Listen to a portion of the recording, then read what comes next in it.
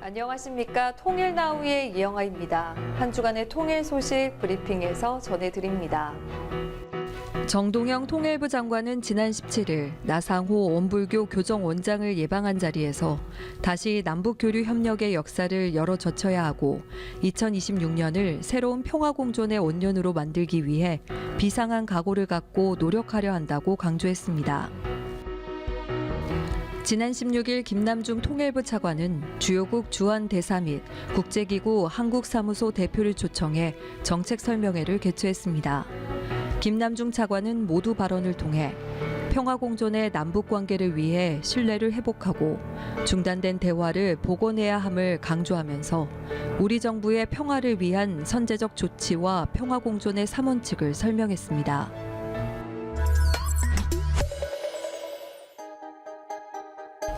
초고령화 사회에 접어든 한반도. 우리 사회의 해결 과제로 떠오른 인구와 의료, 돌봄 문제는 어떻게 통일과 연관되는지 이야기해봅니다.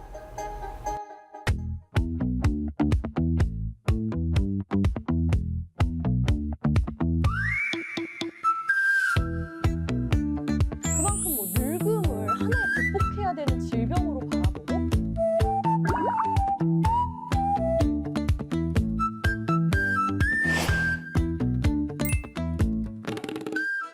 왜 요즘 억망잔잔가 꿈이 돈을 많이 들여서 평생 18세의 몸으로 사는 게 꿈이라고 해요. 그만큼 늙음을 하나의 극복해야 되는 질병으로 바라보고 그걸 이겨낼 수 있다고 생각하는 사람들이 늘고 있는데 의학적으로 보실 때 어떠신가요? 사실 죽음이라는 것 자체가 네. 저희 의사들이 이 사람이 지금까지 통계상 우리 현대의학으로 100% 살린 적이 없었을 때 사망선언을 해요. 그게 현재 죽음의 정의입니다. 지금까지의 기술로. 지금까지의 기술로. 근데 이 죽음 자체가 사실 많은 기술에 의해서 변하고 있는 게 사실입니다. 이미 평균 수명이 많이 늘었죠? 그렇게 생각해 보면은 사실 기적이 아닌 게 없어요. 심폐소생술 100년 전에 없었습니다. 인공호흡기 100년 전에 없었어요. 투석기 100년 전에 없었어요. 지금은 에크모도 달죠? 그러니까 심폐의 기능을 대체해버리죠. 부터 장기식도 하죠. 영생을 한다고 그러더라고요. 그래서 그걸 가지고 지금 대기업들이, 빅테크들이 그 성분을 뽑아가지고 인간에게 반영시키려고 하고 있고, 아마존도 뛰어들었고, 구글도 2013년부터 뛰어들었고. 사실 그렇게 불로장생을 하겠다는 게 사실 고고학자는 참 고마워요. 왜냐면은 아니 진시황은 불로장생 하겠다고 그래서 수많은 방송들을 막 들어왔지 않습니까? 그리고 수많은 무덤들, 거대한 무덤들이 무엇이냐? 정말요. 예, 내가 죽어서도 영생을 누리겠다. 그 무덤 안에 거대한 궁전을 만드시는 덕택에 저 같은 고고학자가 먹고 사는 게 아닌가. 결국엔 우리는 유한한 삶을 살고 있죠. 기대 수명이 길어져도 많은 사람들이 아픈 상태로 마지막 삶을 보낸다고 하더라고요. 어린 아이만큼 노인들에게 돌봄이 필수인 상황이에요. 얼마 전에 50대 남성분이 저희 고시원에 살다가 저희 병원에 오셨는데 폐암으로 오셨어요. 폐암 말기입니다. 그 척추까지 다 침범해서 이미 한 6개월쯤 남았어요. 그래서 이분이 수급자예요. 그래서 이분이 들어오실 때 돈을 28,000원을 들고 오셨어요. 저한테 딱 주시면서 이게 제 전 재산인데 이걸 넘어가면 치료를 못 받으니까 집에 가겠다. 지금 그 급여 일종이 되어 있고 사실상 병원에서 받아야 될 돈이 별로 없습니다. 저랑 입원하기로 약속을 하세요. 그래서 약속을 하셨어요. 제가 이번 장 내고 이제 다른 업무를 보고 있는데 그 환자분이 부른다는 거예요. 그래서 가봤어요. 그랬더니 집에 가겠대요. 병원에 있으니까 답답해서 잘 못 살거든요. 고시원 돌아가겠대요. 그래서 죽어요. 죽고 싶으면 가세요. 그랬더니 제가 선생님이랑 대화하고 생각을 해봤는데 죽을 때가 됐대요. 집에 가서 그냥 죽겠다는 거예요. 근데 저는 이제 이 사람의 생을 늘리는 일을 하는 사람이잖아요. 근데 안 돼요. 희망을 가지고 조금이라도 치료를 받아야지라는 말이 제 입에서 안 나가는 거예요. 그래서 결국은 자이티언스 쓰고 집에 가셨어요.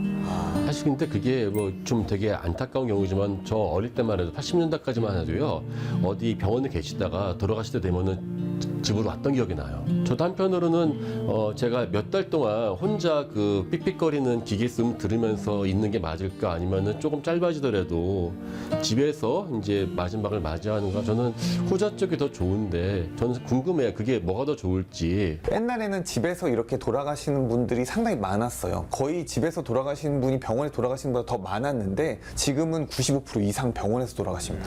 하지만 문화가 이렇게 바뀌어요. 근데 이게 점점 어떻게 보면은 산업화됐다고 보여지거든요. 이 돌봄이라는 용어 자체가 과거와는 좀 달라진 느낌이 많이 들어요. 과거에도 이런 돌봄을 하는 그런 네. 직업군이나 이런 것들이 따로 있었을까요? 따로 없었고요. 동물들은 뭐 망아지 같은 경우도 태어나자마자 네 발로 서는데, 인간들은 상당히 오랜 기간 동안 부모가 돌봐야지만, 안고 있어야지만 자랄 수 있잖아요. 인간이 직립보행을 선택하면서 인간 두뇌가 커집니다. 커지는데 이거를 적당하게 키워서 내어 보내는데, 그렇게 해도 2, 3년 동안 이렇게 돌봄을 해야 됩니다. 인간이 직립보행을 선택하는 순간부터 돌봄은 시작되었다는 생각이 들어요. 궁극적으로 공동체는 돌봄은 내가 하고 또 그걸 받을 수 있다라고 하는 확신이 있는 상황에서 인간들은 동물적인 특징을 버리고 오히려 이 사회적 진화를 택할 수 있지 않았나. 그래서 요즘에 돌봄 가지고 말이 많은데 사실은 우리가 그걸 꼭 좀 기억했으면 좋겠습니다. 돌봄이 없었던 인류는 생존한 적이 없다입니다. 근데 만약에 이제 우리가 다 더 늙었다라고 생각을 해봅시다. 한 30년 후 여러분은 어떤 삶을 꿈꾸고 계신가요? 정말 기술이 많이 발달을 해서 지금 현재 혼자 살기 가장 좋은 때기도 해요. 일단 스마트폰이 있고 뭔가 볼 게 많고 할 게 많으니까 심심하지 않잖아요. 근데 앞으로는 더 기술이 발전해서 디지털로 뇌를 업로드하거나 이런 것들이 30년 내로 나올지 안 나올지 생각해보면 왠지 나올 것 같아요.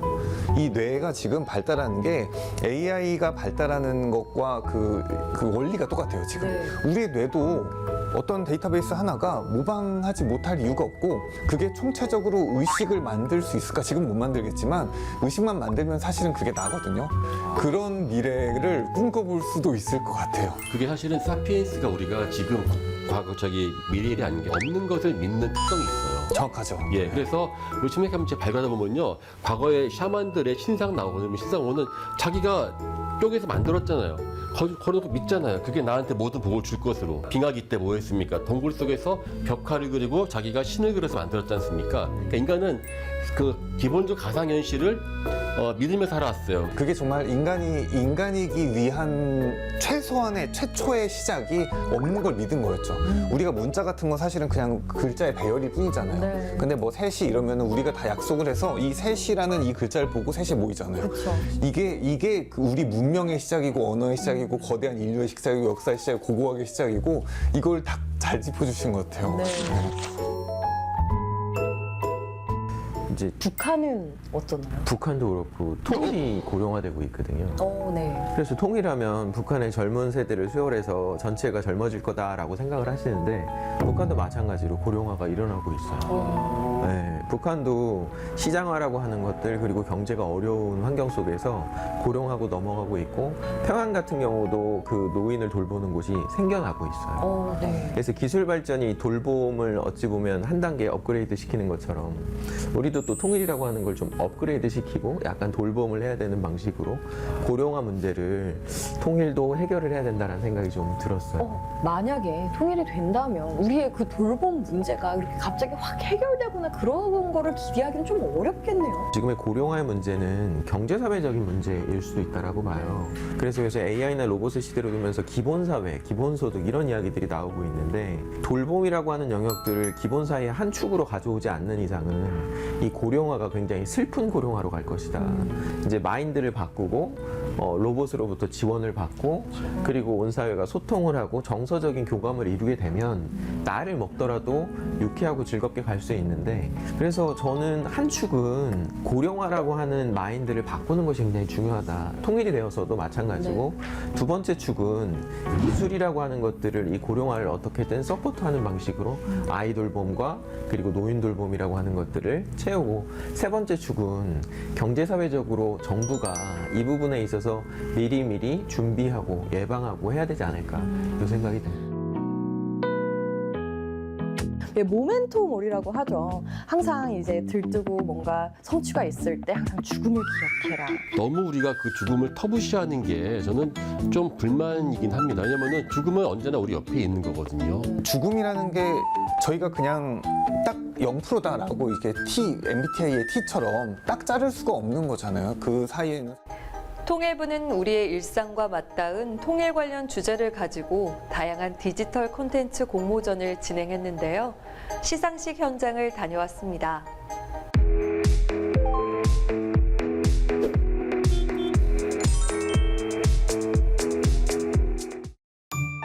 우리의 바람, 통일의 바람으로 통일을 주제로 한 다양한 콘텐츠 공모전 시상식 현장을 다녀왔습니다.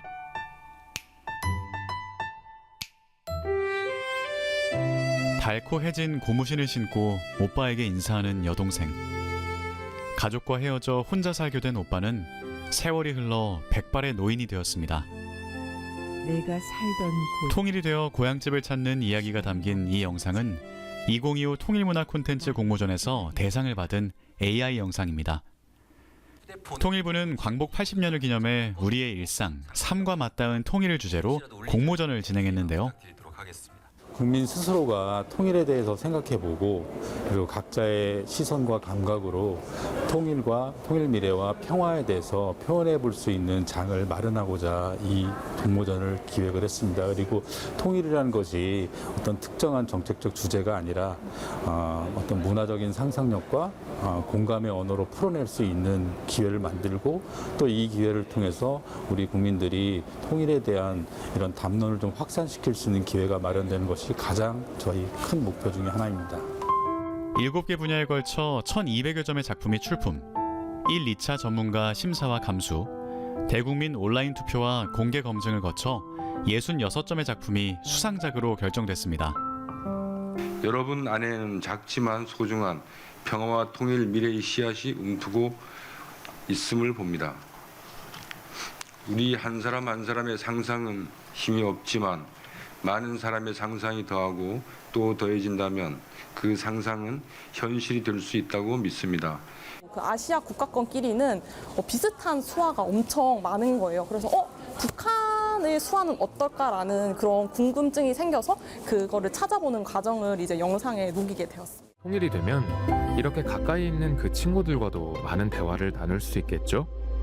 그들의 이야기가 무척 듣고 싶습니다. 함께 웃으며 수화로 대화하고 서로의 삶을 들어볼 수 있는 기회가 오기를 소망합니다. 닮은 우리를 만날 그날을 기다리고 있을게요. 웹툰 부문 대상 작품에서는 오토바이 여행을 떠난 아버지와 아들의 대화를 통해 통일에 대한 세대 간 생각의 차이를 읽을 수 있는데요. 제 웹툰을 보게 되는 사람이 누구든 좀 젊은 세대면 좋겠지만 통일은 결코 부정적인 이미지가 아니고 통일을 함으로써 이제 통일 대한민국이 동아시아의 새로운 진정한 선진국이 될 수 있음을, 큰 이익을 가져올 수 있음을 알게 됐으면 좋겠다는 생각으로 만들었습니다. 디자인 분야에서는 분리돼 있던 두 시계를 결합해야만 알람이 멈추는 시계가 대상을 받았습니다. 저 역시도 어떤 삶에 치여서 통일이라는 주제에 대해서 잊고 살아왔는데 아침을 매일 깨우는 알람 시계처럼 우리가 다시 한번 통일에 대한 생각을 상기할 수 있는 그런 계기가 되었으면 좋겠고. 좋아요 평화, 구독해요 희망, 함께 만드는 통일 이야기. 이번 공모전을 통해 통일에 한층 더 가까이 다가가는 기회가 되었기를 바랍니다.